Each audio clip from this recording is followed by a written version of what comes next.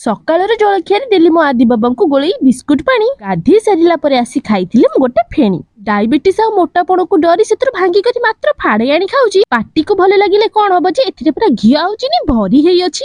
ଆଜି ଲଞ୍ଚରେ ସୋରିଷ ବେସର ଦିଆ ସଜନା ଛୁଇଁ ଆଳୁର ହବ ତିଅଣ, ତା ସହିତ ଭଜା ଭଜି ଉପରେ ଅଛି ଭେଜି ବାଇଗଣ।